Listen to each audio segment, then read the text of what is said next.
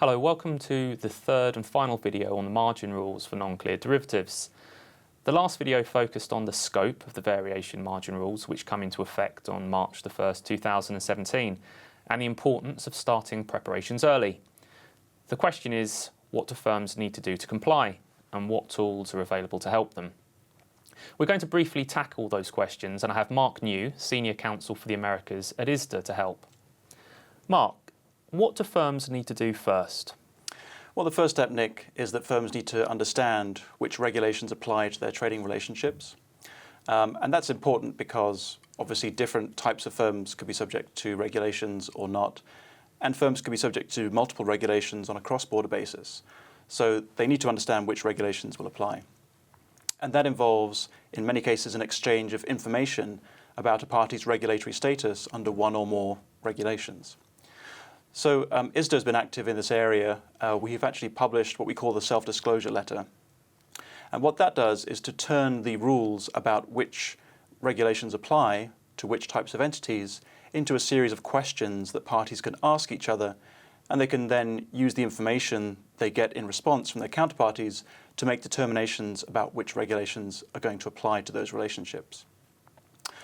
That involves an exchange of information, and so we have built a platform called ISDA Amend that allows parties to exchange that information electronically, and that greatly facilitates the exchange of information.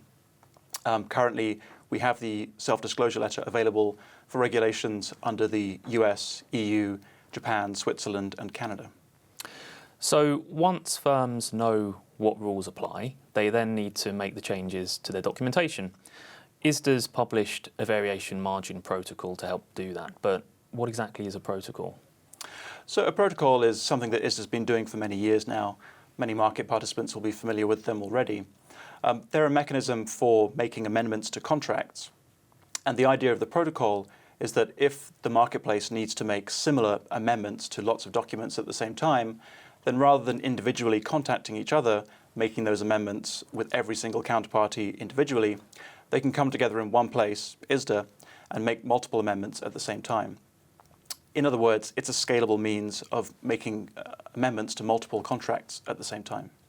So how does it work in this context with the variation margin requirements? So the variation margin requirements require a quite advanced form of protocol. And actually there are different ways in which parties can amend their contracts to bring them into compliance with the regulations. In theory, there's a very large number of ways they could do that, but the protocol turns those into three basic methods that parties can use. The first is called the new CSA method, where parties exchange terms through the protocol and create a brand new CSA. The second is called the amend method, where parties just make changes to an existing CSA that they have in place today to bring that CSA into compliance with the regulations.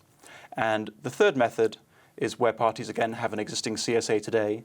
They can create a copy of that CSA and then just apply the regulatory changes to that replica CSA. And that third method is called replicate and amend. Like the self-disclosure letter, the protocol requires an exchange of information between the parties for its use. And again, that's now available in the ISDA Amend platform, so parties can do that electronically and reconcile the results to understand the outcomes that they have under the protocol. The protocol covers various types of documents that ISDA has published.